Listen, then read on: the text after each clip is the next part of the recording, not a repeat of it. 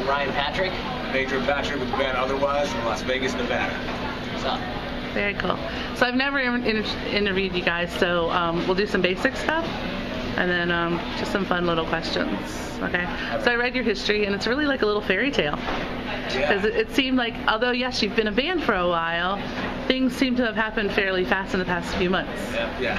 You know, you did the song Within This Moment, and you followed the Mayhem tour, which is kind of crazy, but... In our mom's minivan. Yeah, I read that. I was like, oh my, that's like me doing my week on Warped Tour, but I only did a week. I did not do the whole tour. He was my tour manager for that tour. I can't even imagine doing an entire tour like that in a van. It was funny because we drive in our little espresso minivan, and there's all these buses and 50 passengers, then we pull up in a little van. All right, we're here to sing our one song.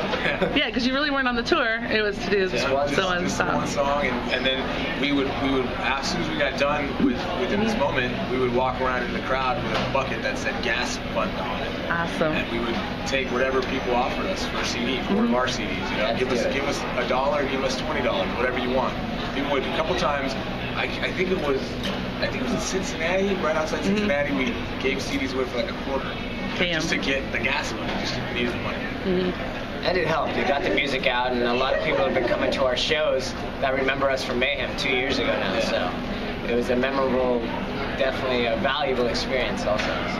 That's pretty cool, because you have to do the whole thing. I mean, at least like with this, when you're on tour now, there's more of you. Yeah, you may have to drive yourselves, but there's somebody that can rest and somebody that can drive, and you don't have to.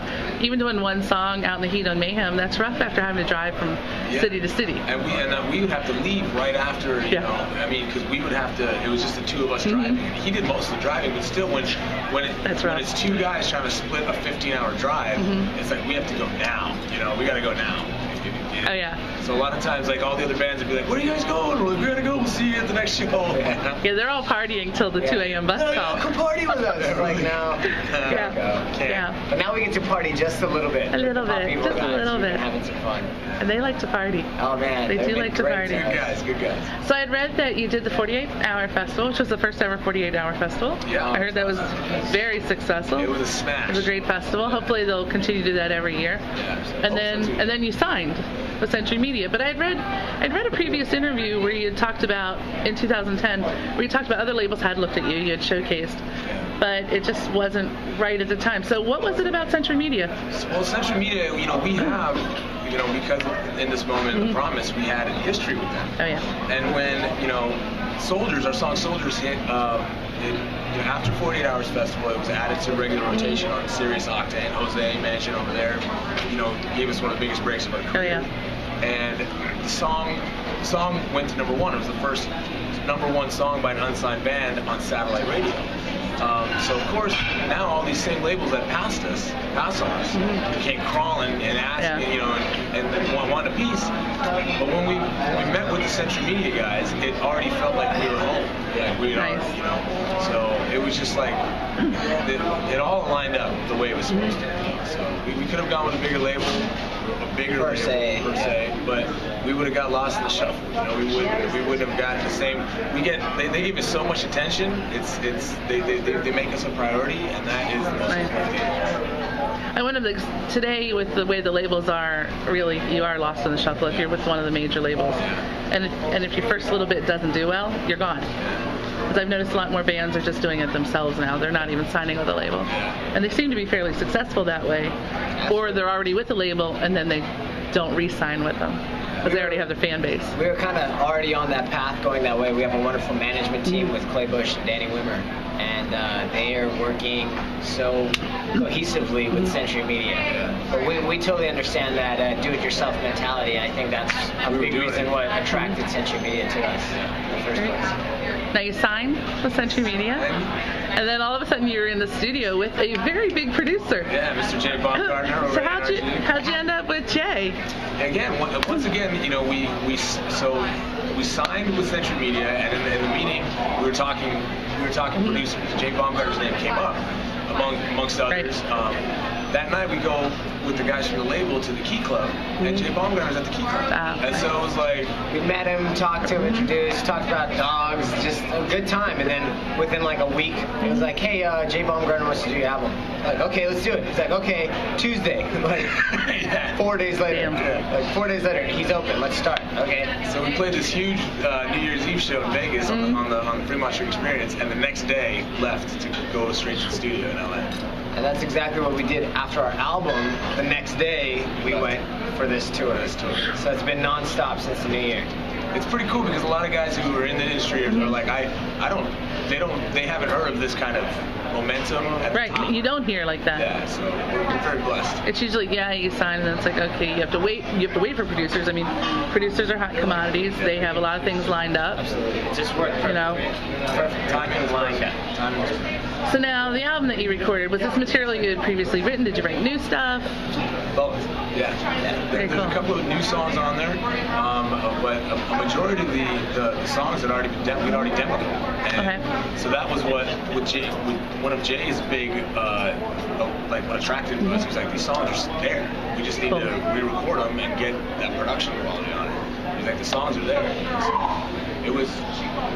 Thankfully, we put ourselves in a position where we could work this fast and still be productive. Yeah, like and still put out a good product. Like it was definitely a hustle. Yeah. But yeah, we have some new stuff that we sat down and Jay taught us some of his secret ways of success, and it helped because they made the song so much better. And we really look forward to it when True Love Never Dies comes out. May 8th, True Love Never Dies is the album. And that's not long either. No. That's a quick again, because some bands, they go to record and they're off the road for a year recording and getting an album out. We did it in 5 weeks.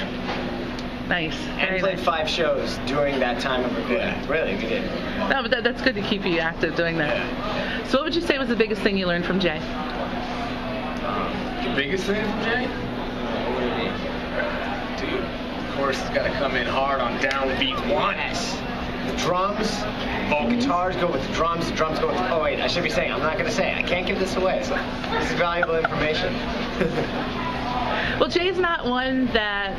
So there's some producers that you can listen to an album and you know who produced it. Yeah. They put their big touch on it. Yeah. We have worked with producers like that. Jay isn't one of those type producers at all. Yeah. Very organic. It's very organic for us. So see, if I asked 5 bands that worked with him the same question about what they learned from him, they'd all say something different. But you can't give away his secret. No. We shouldn't. But we do want to help the bands that are up and coming. So. Ask us personally. Okay, so what is the Las Vegas music scene like? Because when you think of Las Vegas, you don't think of the local band scene. No, it's very competitive. We have to compete with national acts on a nightly basis. Any night you're booked in Vegas to play, some huge Dion, Elton John, Rod Stewart, now Motley Crue. Someone is playing somewhere, and there's 30,000 people on the scene.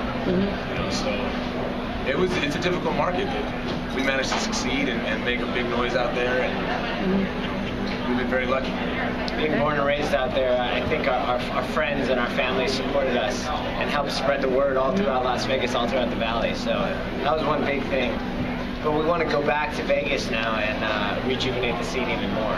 We got added to radio there at Comp 92.3. That's like first station to put us in regular rotation in our hometown. That's a very big deal to us. We just got that news like yesterday. Very cool. Oh my gosh, it's amazing. It's coming true. So. Wow, that's cool. I really liked, Adrian, I liked your statement about, when you were looking to get signed and what to do with your life and, to try this music thing, that really you wanted to do things for your parents. And I like that because a lot of people, they're like, oh, I want to be a big rock star and all that, and that was just true to your heart. Yeah, that's for my brother and I personally, that's the main motivation for all of this. I want to give our folks, They gave to us before we even really knew. They were the first record label. They were the first record label. They moved to this country and gave us a chance. Gave us a chance to live. And so we want to give back to them first and foremost. That was like a perfect answer. I thought so. Okay, fun little questions. All right, fun little questions. It might be hard though. It might be harder. So I want you to pick 3 songs that make up the soundtrack of your life. Songs by somebody else. Like 3 each, huh? That's 6 total. Okay, 1.5 each.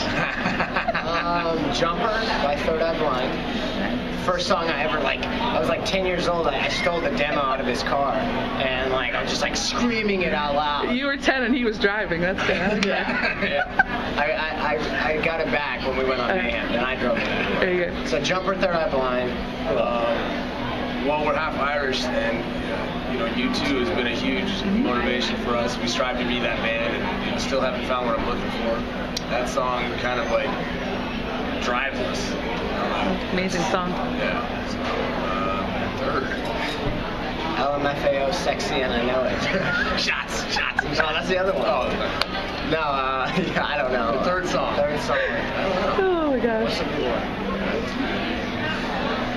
There's Mute Man, Rage Against the Machine. I don't know. The third song. We're really enjoying. Be glad you didn't pick 3 each. Yeah. I went easy on you. Well, we're trying to think. What's that song? Vast?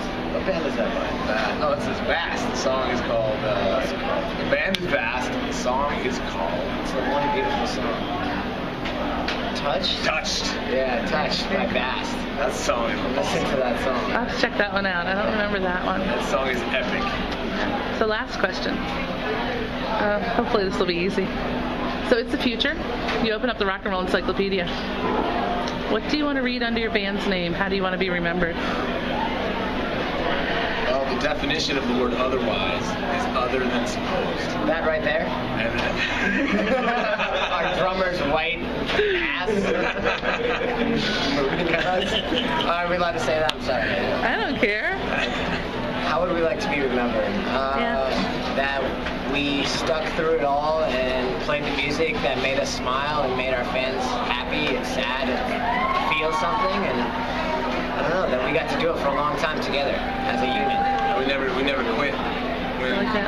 a lot of people told us we probably should.